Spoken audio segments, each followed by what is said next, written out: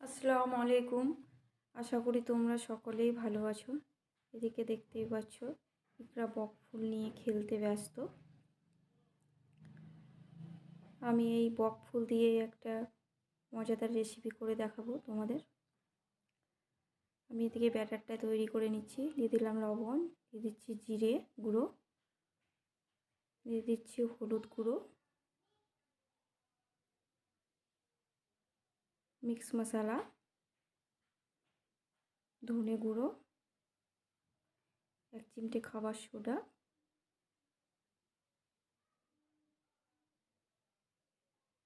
আর দিয়ে দিচ্ছি জল। এবার আমি ভালোভাবে ব্যাটারটাকে তৈরি করে নেব। তোমাদের বাড়িতে যে উপকরণ থাকবে সেগুলো দিয়েই তোমরা এই ব্যাটারটাকে বানিয়ে নিতে পারো। ব্যাটারটাকে কিন্তু খুব পাতলা করা যাবে না, তাহলে কিন্তু বক ফুলের গায়ে লাগবে না। ব্যাটারটাকে একটু মোটা করার চেষ্টা করবে। দেখো আমার ব্যাটারটা কিন্তু রেডি হয়ে যায়। এদিকে আমার লাগছে পেঁয়াজ বাটা আর টমেটো পেস্ট। এই ব্যাটারটা দেখতেই পাচ্ছ, ব্যাটারটা কিন্তু রেডি হয়ে গেছে। এরকমভাবেই করবে ব্যাটারটা। এদিকে কড়াইয়ে আমার তেল গরম হয়ে গেছে।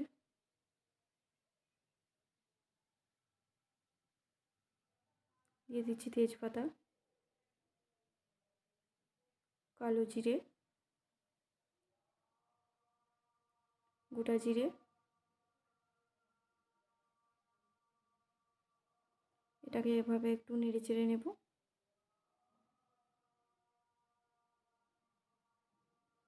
পেঁয়াজ বাটা দিয়ে দিচ্ছি।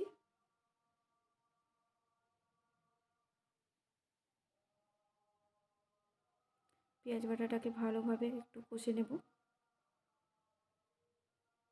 যেন পেঁয়াজটা কাঁচা কাঁচা ভাব না থাকে। পেঁয়াজটা কাঁচা কাঁচা ভাব থাকলে খেতে একেবারেই ভালো লাগে না। দেখো একদম আমি ব্রাউন করে এটাকে একটু ভেজে নেব।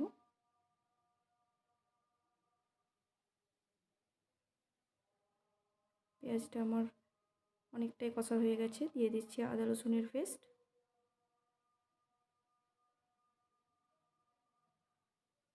আদা রসুনের পেস্টটা আমি ভালো করে কষে নেব যতক্ষণ না কাঁচা গন্ধটা থেকে যায়।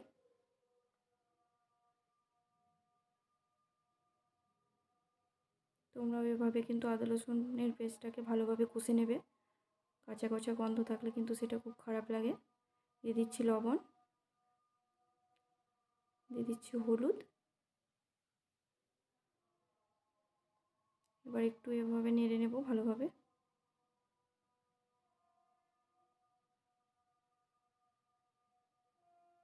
অনেকটাই কিন্তু আমার কষানো হয়ে গেছে। দিয়ে দিচ্ছি লঙ্কা গুঁড়ো, জিরে গুঁড়ো, ধনে গুঁড়ো, সবজি মশলা। সবশেষে আমি গরম মশলাটা দেব।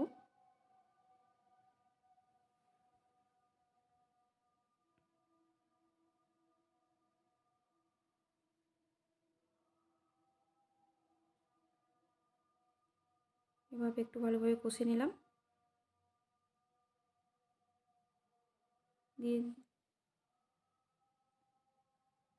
মশলাটা দেখো আমি ভালোভাবে কষে নিলাম। এবার দিয়ে দিচ্ছি একটু টমেটো পেস্ট।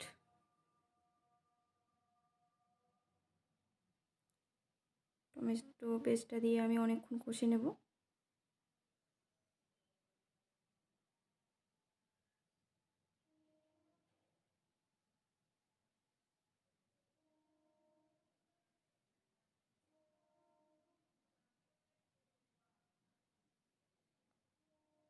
দেখো এটা আমার কিন্তু ভালোভাবে কষানো হয়ে গেছে। দিয়ে দিচ্ছি জল একটুখানি, যাতে লেগে না যায় মশলাটা।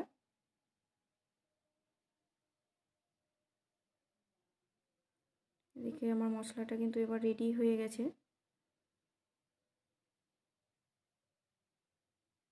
একটুখানি গরম জল দিয়ে দিলাম। গরম জল দিয়ে আমি মশলাটাকে ফুটতে দেব।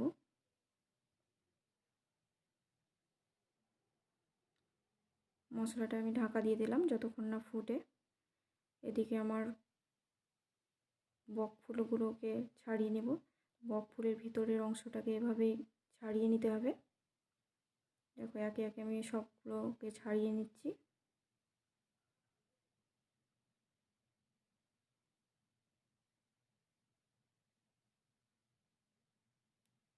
এদিকে আমার কড়াইয়েও তেল রেডি হয়ে গেছে। বক ফুলগুলোকে এভাবে চুপিয়ে একটা একটা করে দিয়ে দেব।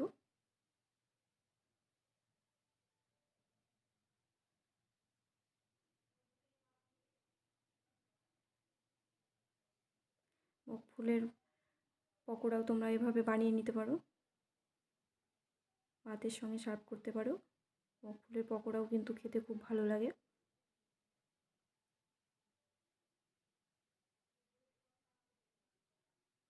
সবগুলো আমার দেখো একে একে দেওয়া হয়ে যাচ্ছে।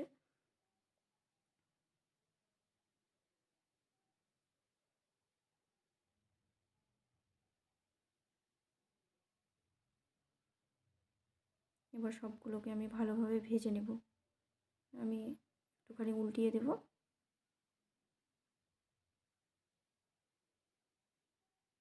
দেখো কি সুন্দর হচ্ছে, উল্টিয়ে দিচ্ছি একে একে।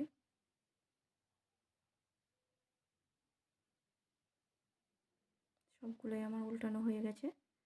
একটুখানি ব্রাউন করে ভেজে নেব, লাল লাল করে, দেখতে ভালো লাগবে।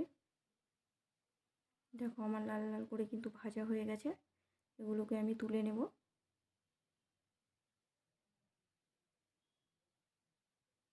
দেখো দেখতে কি সুন্দর হয়েছে। সবগুলোকে আমি তুলে নিলাম। এদিকে আমার জলটা ফুটতে দিয়েছিলাম, জলটাও কিন্তু আমার ফুটে গেছে।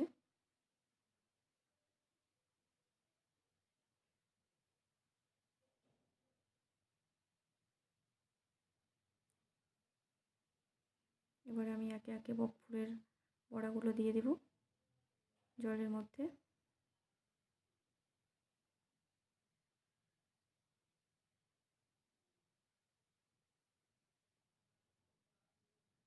বক ফুলের বড়াগুলো কিন্তু আমার দেওয়া হয়ে গেল। এবার আমি একটুখানি ঢেকে নেব, কিছুক্ষণ ফুটিয়ে নেব। ফোটানো আমার হয়ে গেছে। দেখো কি সুন্দর হয়েছে, ফুলে উঠেছে বক ফুলের বড়াগুলো। এবার দিয়ে দেব আমি একটুখানি চিনি।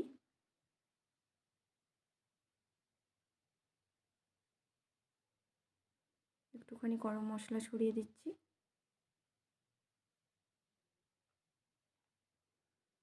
দিয়ে দিচ্ছি ধনেপাতা কুচি ছড়িয়ে।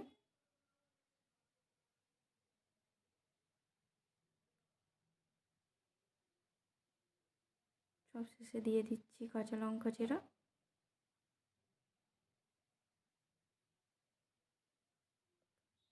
সব উপকরণ আমার দেওয়া হয়ে গেছে।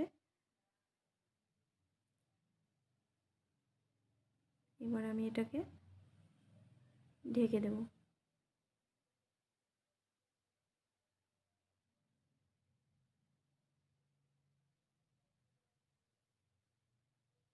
দেখো ফুটেই আছে।